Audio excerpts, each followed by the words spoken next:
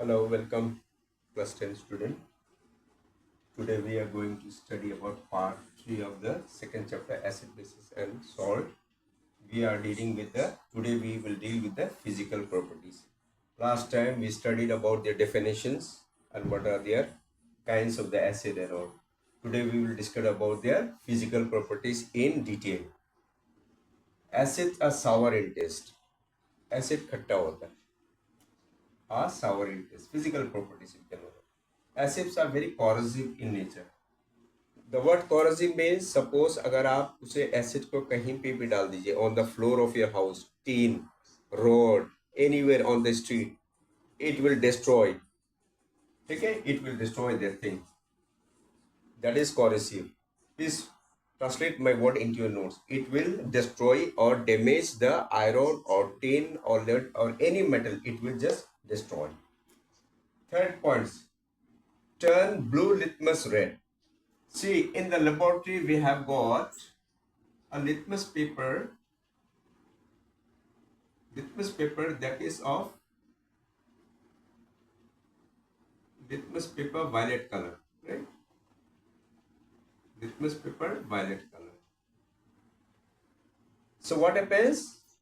You take a beaker, you don't know whether it is acid or not. You take the litmus paper and dip into the solution of acids.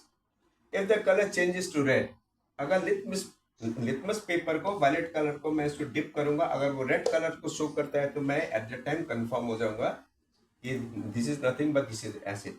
Conduct electricity in aqueous solution. चलो ये हम लोग पढ़ लेंगे. क्या होता है sulphuric acid? It is an acid, it is a very good strong acid. उस पीएच इज कितना है आपका 2 to 4. तो ये क्या होता है? ये जब आयनाइज होता है, किसमें होता है ना? पानी में टूटता है. पता है ना वो हम लोग पानी में टूट करके क्या बनाता है? वो प्रोटॉन बनाता है सबसे पहला. तो यहाँ पर कितना हाइड्रोजन है तो उतना ही प्रोटॉन बनाएगा. फिर क्या होगा? वो सल्फेट आयोन्स बनाएगा. सल्फेट का वैलेंसी कितना है? सल्फेट का वैलेंसी 2 है, पर वो नेगेटिवली चार्ज एनायंस है तो उसका 2 हो जाएगा. ठीक है, यह आपका हो गया. ये आपका कार का बैटरी में, बेटर बैटरी में यूज होता है, क्योंकि ये सल्फ्यूरिक एसिड क्या होता है? वो वाटर में टूट करके प्रोटॉन ज्यादा दे सकता है. ये भी आपका इलेक्ट्रिसिटी जनरेट कर सकता है. स्ट्रॉन्ग एसिड कौन कौन सा होता है? Hydrochloric acid, sulphuric acid, phosphoric acid and nitric acid. जिसमें क्या होता है? आपका पीएच वैल्यू क्या होता है? Less than 7. हमको पता है अगर पीएच स्केल होता है ऐसा करके, यहाँ पर आपका 7 हो गया, यहाँ पर 6 हो गया, यहाँ पर आपका 5 हो गया, यहाँ पर 4 हो गया, यहाँ पर 3 हो गया, यहाँ पर 2 हो गया, यहाँ पर 1 हो गया, यहाँ पर 0 हो गया. अगर हमें 7 से कम अगर वैल्यू मिलता है पीएच वैल्यू, तो उसे हम क्या कहता है? Strong acid. Strong acid, all the mineral acids are strong acid. ठीक है, समझ में आ गया? क्लियर है?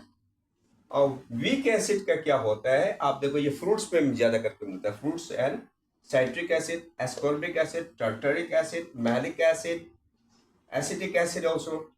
तो ये का क्या? एसिटिक एसिड का ये सब का वैल्यू क्या होता है? आपका पीएच का 7 का यहीं पे होता है, लगभग क्लोज टू 7. तो ये आपका जितना हो गया ये आपका वीक एसिड होगा. तो वीक एसिड में क्या होता है? आपका वीक एसिड में क्या होता है? पीएच रेंज कितना में मैं बताया आपका? नियरली टू 7 में होता है. पर स्ट्रॉन्ग एसिड का पीएच में घटता है. जितना घटेगा उतना वो स्ट्रॉन्ग होगा. जैसे 6 में और स्ट्रॉन्ग. तो आपको देख ले, मेनली ये जो है स्ट्रॉन्ग एसिड, इसका वैल्यू होता है आपका 2 to 4 में वैल्यू. ये बहुत स्ट्रॉन्ग होता है. और क्लोज टू 7 में वीक एसिड होता है. This are the physical property. Okay, दोस्त who understand please copy it and write. If you don't understand, अगर नहीं समझा होगा मेरे को कमेंट बॉक्स में दीजिए और मेरे को शेयर करिए, मेरा चैनल को प्रमोट करिए. और किसी को कोई इनका डाउट होगा please right in the comment box and subscribe my channel. Thank you.